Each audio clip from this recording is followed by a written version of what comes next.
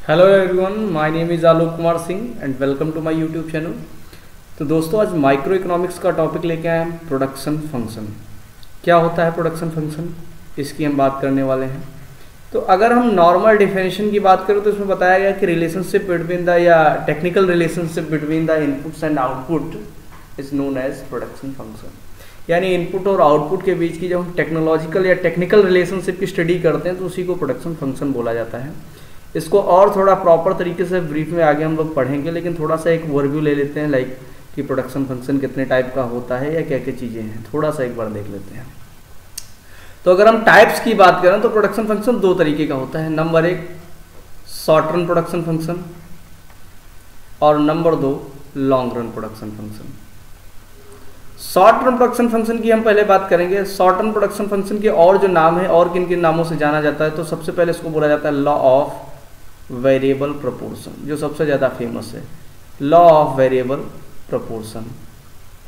Law of variable proportion के अलावा इसको और एक नाम से जाना जाता है, that is law of return to factor. ठीक है, तो बेसिकली तीन नाम है, short run production function, law of variable proportion, law of return to scale, sorry law of return to factor. ठीक है, तीन नाम है। क्या खास बात होती है, शॉर्ट रन और लॉन्ग रन किस बिहाफ पे डिवाइड किया गया है, तो इसमें बताया गया कि प्रोडक्शन फंक्शन में जब हम ये एज्यूम करते हैं कि जो फैक्टर ऑफ प्रोडक्शन, उसमें एक फैक्टर ऑफ हमारा प्रोडक्शन जो होगा वेरिएबल होगा, रिमेनिंग अदर फिक्स होंगे, उसको शॉर्ट रन प्रोडक्शन फंक्शन बोला जाता है। तो उसकी कैरेक्टरिस्टिक्स क्या है कि यहाँ पर ये एजम्पशन लिया जाता है कि वन फैक्टर ऑफ प्रोडक्शन जो होगा हमारा, वो क्या होगा, वो हमारा रहेगा वेरिएबल। ठीक है, चेंजेबल होगा, जब चाहेंगे तब चेंज कर सकते हैं। और रिमेनिंग अदर्स जितने भी होंगे फैक्टर्स, वो सब के सब क्या रहेंगे, कांस्टेंट रहेंगे, यानी फिक्स्ड रहेंगे, कोई चेंज नहीं आएगा। ठीक है, ये एजम्पशन होता है यहाँ पर। अच्छा, यहाँ पर हम लोग तीन स्टेजेस को फेस करते हैं। तीन स्टेजेस कौन कौन सी हैं? नंबर एक, अगर स्टेजेस की बात करें यहाँ पर शॉर्ट रन प्रोडक्शन फंक्शन में, तो तीन स्टेजेस हैं। पहली स्टेज जहाँ पर हमें क्या मिलते हैं, इंक्रीजिंग रिटर्न्स मिलते हैं। क्या मिलते हैं? इंक्रीजिंग रिटर्न्स मिलते हैं। उसके बाद में डिमिनिशिंग रिटर्न्स मिलते हैं, और फिर जो है वो नेगेटिव रिटर्न्स मिलते हैं। ठीक है, तो यहाँ पर तीन हम लोग स्टेजेस फेस करने वाले हैं। ठीक है, या करते हैं। अच्छा, आप बात कर लेते हैं किसकी, लॉन्ग रन प्रोडक्शन फंक्शन की। लॉन्ग रन प्रोडक्शन फंक्शन क्या है? तो लॉन्ग रन में अगर हम बात करें तो इसके कौन कौन से नाम है या किन नामों से जाना जाता है, तो इसको law of return to scale के नाम से जाना जाता है। इसमें बोला गया है कि all the factors of production, जितने भी प्रोडक्शन के फैक्टर हैं, all the factors of production वो क्या रहेंगे, वेरिएबल रहेंगे। क्या रहेंगे? वेरिएबल रहेंगे, चेंजेबल रहेंगे, यानी सब के सब क्या रहेंगे, चेंजेबल रहेंगे, वेरिएबल रहेंगे। ठीक, इसमें अगर हम स्टेजेस की बात करें तो यहाँ पर तीन स्टेजेस हैं, यहाँ भी हम फेस करने वाले हैं। पहली स्टेज इंक्रीजिंग रिटर्न्स, यहाँ भी रहेगी। दूसरे नंबर पे हमें मिलते हैं कांस्टेंट रिटर्न्स, और तीसरे नंबर पे जो मिलते हैं वो मिलते हैं डिमिनिशिंग रिटर्न्स। तो अगर डिफरेंस की बात करें, यहां पर एक फैक्टर हमारा वेरिएबल रहता है, रिमेनिंग अदर्स जितने भी हैं वो क्या रहेंगे, फिक्स रहेंगे फैक्टर्स। स्टेजेस की बात करें तो इंक्रीजिंग डिमिनिशिंग यहाँ भी है, इंक्रीजिंग और डिमिनिशिंग यहाँ है, लेकिन यहाँ पर जो तीसरी स्टेज रहती है वो नेगेटिव रिटर्न्स मिलना स्टार्ट हो जाते हैं शॉर्ट रन में।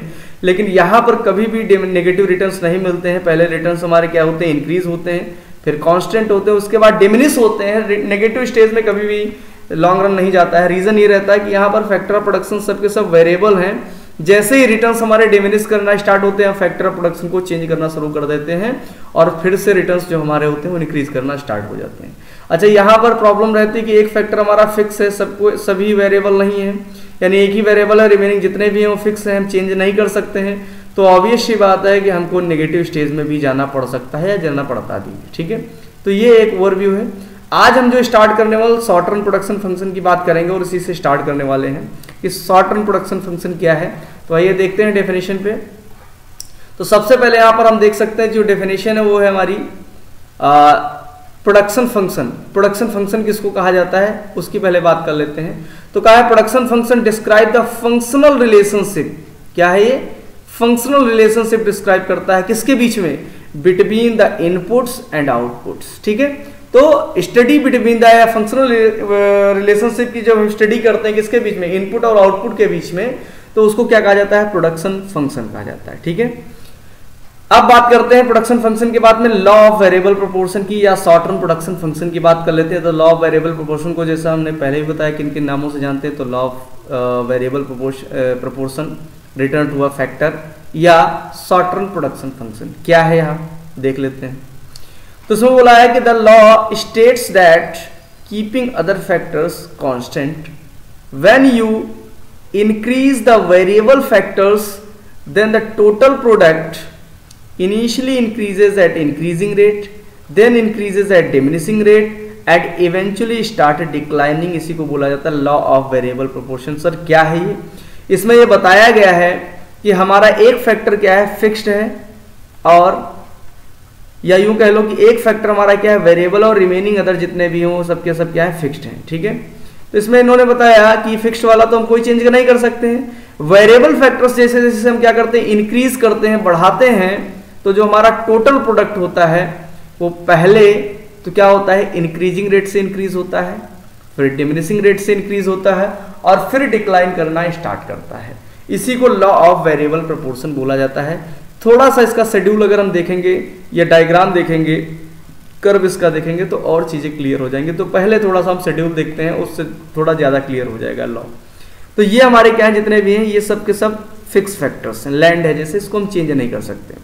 ये सब के सब क्या है? हमारे वेरिएबल फैक्टर्स हैं, जैसे लेबर्स हो गए। ठीक है, अब यहां पर हम क्या देख रहे हैं? यहां पर हम देख रहे हैं कि वेरिएबल फिक्स तो कोई चेंज नहीं हो रहा, लेकिन वेरिएबल चेंज हो रहे हैं। तो वेरिएबल चेंज क्या हो रहा है देखते हैं। पहले जैसे देखा क्या था कि एक फिक्स था, जीरो वेरिएबल, प्रोडक्शन हमारा आउटपुट जीरो था। वेरिएबल फैक्टर एक बढ़ाया हमने, आउटपुट हमारा बढ़ गया, कितना हो गया? 2। वेरिएबल फैक्टर्स फिर हमने एक बढ़ाया, 1 से 2 कर दिया, अभी आउटपुट हम देख रहे हैं कितना हो गया? 2 से 6 हो गया, यानी कितना इंक्रीज हो गया? 4 यूनिट का। फिर एक वेरिएबल फैक्टर्स हमने बढ़ाया, 2 से 3 कर दिया इसको। जैसे 2 से 3 किया, हमारा प्रोडक्शन फिर से बढ़ गया, 6 से क्या हो गया? 12, यानी कितना इंक्रीज हो गया? 6 का। ठीक है, कितना इंक्रीज हो गया? 6 का। फिर हमने देखा एक और वेरिएबल फैक्टर बढ़ाया, 3 से हमने इसको 4 कर दिया। जैसे ही 3 से 4 किया तो हमने क्या देखा? हमारा प्रोडक्शन और बढ़ गया, कितना बढ़ गया? 12 से 16 हो गया। अब कितना बढ़ा? 4। तो हम क्या देख रहे हैं कि पहले वेरिएबल फैक्टर्स जब हमने बढ़ाया 1 से 2, 2 से 3 किया, तो प्रोडक्शन 4 हुआ, 4 से 6 हो गया, ज्यादा स्पीड से बढ़ रहा था। उसके बाद जैसे ही हमने वेरिएबल फैक्टर्स को बढ़ाया, अपने लेबर्स बढ़ाए, तो हमने क्या किया? 3 से 4 किया, तो प्रोडक्शन पहले कितना था? 4 से 6 हुआ था, इस बार 6 से क्या हो गया? 4 ही बढ़ा है। एक और हमने वेरिएबल फैक्टर बढ़ाया, लेबर बढ़ाया, तो इस बार फिर से प्रोडक्शन जो बढ़ा वो कितना हो गया? 16 से 18, कितना इंक्रीज हुआ? 2। फिर हमने एक लेबर बढ़ा दिया, वेरिएबल फैक्टर बढ़ा दिया, 5 से 6 कर दिया, प्रोडक्शन हमारा जो था वो कितना हो गया? 0। कितना चेंज हुआ? 0। तो पहले जो इंक्रीज हो रहा है इंक्रीजिंग रेट से देखो इंक्रीज हुआ 4 से 6, और फिर इंक्रीज हुआ डिमिनिशिंग रेट से, और उसके बाद में क्या हो गया? नेगेटिव हो गया, डिक्लाइन करना स्टार्ट कर गया। आप देख सकते हैं कि प्रोडक्शन 0 हुआ, 0 के बाद क्या हुआ? -4, फिर कितना हुआ? -6। तो एक स्टेज तक हमारे क्या होते हैं? टोटल प्रोडक्ट इंक्रीज हो रहे हैं इंक्रीजिंग रेट से, फिर डिमिनिशिंग रेट से, और उसके बाद में क्या हो गए? डिक्लाइन करना स्टार्ट कर दिए गए। और अगर मार्जिनल में हम जाएंगे तो पहले क्या हो रहा है? इंक्रीजिंग रेट से इंक्रीज हुआ, फिर डिमिनिशिंग रेट से, और उसके बाद में नेगेटिव हो गया। ये क्या है जो लिखा हमने? ये मार्जिनल प्रोडक्ट है। टोटल ये है। टोटल में हम देख सकते हैं कि, एक सेकेंड,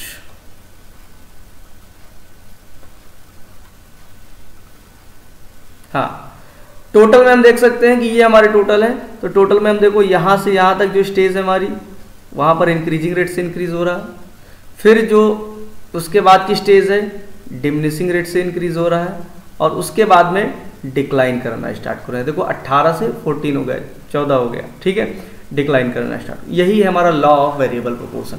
अच्छा, ये लॉ कुछ एजम्पशंस के ऊपर बेस है। हमने पहले भी बताया कि इकोनॉमिक्स में जितने भी लॉ दिए हैं कुछ ना कुछ कंडीशन और एजम्पशन के ऊपर बेस होते हैं।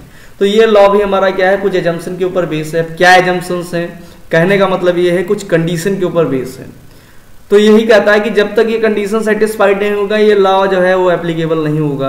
क्या कंडीशंस हैं? पहली कंडीशन है कि we assume that state of technology to be constant. ये मान के चलेंगे जो टेक्नोलॉजिकल एडवांसमेंट है वो बिल्कुल नहीं होगा, टेक्नोलॉजी हमारी क्या रहेगी, कांस्टेंट रहेगी। और अगर टेक्नोलॉजी बढ़ती है यानी इंप्रूवमेंट होता है तो प्रोडक्शन में भी इंप्रूवमेंट होगा। दूसरे नंबर पे क्या है कि only one input should be variable. सिर्फ एक ही इनपुट को हम वेरिएबल मानेंगे, यानी एक ही फैक्टर प्रोडक्शन को वेरिएबल मानेंगे, बाकी जितने भी हों सबके सब क्या रहेंगे, फिक्स रहेंगे यानी कांस्टेंट रहेंगे, कोई चेंज नहीं आएगा। ठीक। उसके बाद में तीसरा एजम्पशन क्या है, होमोजीनियस फैक्टर्स। जो इनपुट्स हैं फैक्टर ऑफ प्रोडक्शन है वो सबके सब क्या है, होमोजीनियस इन नेचर है। सबका प्राइस, सबकी क्वालिटी, सबकी क्वांटिटी सब क्या रहेगी, सेम रहेगी। उसके बाद में this assumes that this is applicable for those systems that are operating for a short term where it is not possible to alter all the factor of input। से मान के चला जाएगा कि ये लॉ सिर्फ और सिर्फ शॉर्ट टर्म प्रोडक्शन फंक्शन में ही एप्लीकेबल होगा। तो ये क्या है, हमारे एजम्पशंस हैं। तो एजम्पशन देखा, एजम्पशन के बाद में हमने शेड्यूल देखा, शेड्यूल के साथ साथ डायग्राम भी एक बार देख लेते हैं। तो डायग्राम में हम क्या देख रहे हैं, तीन चीजें देख रहे हैं। एक हमारा है टोटल प्रोडक्ट, दूसरा है एवरेज प्रोडक्ट, तीसरा है मार्जिनल प्रोडक्ट। ठीक है। जो लॉ वेरिएबल प्रोपोर्शन है वो टोटल प्रोडक्ट के अकॉर्डिंग हमने जो है डिफाइन किया है। टोटल प्रोडक्ट ये वाला है, ये डायग्राम जो बनी है ये लाइन, ये हमारी क्या है, टोटल प्रोडक्ट की लाइन है। तो यहाँ पर हम क्या देख रहे हैं, यहाँ पर हम देख रहे हैं टोटल प्रोडक्ट जो इंक्रीज हो रहा है, पहले यहाँ से यहाँ तक जो इंक्रीज हो रहा है वो इंक्रीजिंग रेट से इंक्रीज हो रहा है। कैसे इंक्रीज हो रहा है, इंक्रीजिंग रेट से। फिर जो इंक्रीज हो रहा है ये हो रहा है डिमिनिशिंग रेट से इंक्रीज हो रहा है, हो तो इंक्रीज रहा है लेकिन डिमिनिशिंग रेट से। और ये क्या कर रहा है, डिक्लाइन करना स्टार्ट कर रहा है।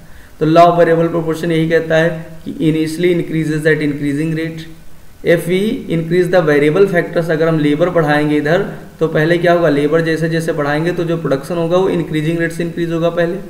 उसके बाद भी अगर लेबर बढ़ाते हैं तो डिमिनिशिंग रेट से इंक्रीज होगा, और उसके बाद भी अगर लेबर यानी वेरिएबल फैक्टर्स बढ़ाते हैं तो वो डिक्लाइन करना स्टार्ट हो जाएगा। यही है लॉ ऑफ वेरिएबल प्रोपोर्शन।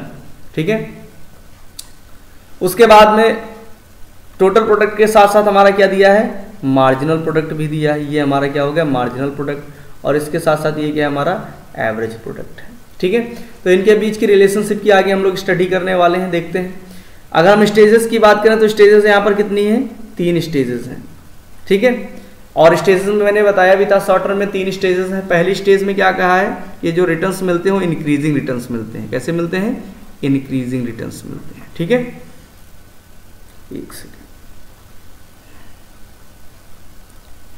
अब इंक्रीजिंग रिटर्न्स क्या है और ये रिटर्न्स क्यों मिलते हैं, यहां पर टोटल प्रोडक्ट, एवरेज प्रोडक्ट और मार्जिनल प्रोडक्ट की क्या कंडीशन होती है, ये सारी चीजें हम लोग अपने नेक्स्ट लेक्चर में देखेंगे।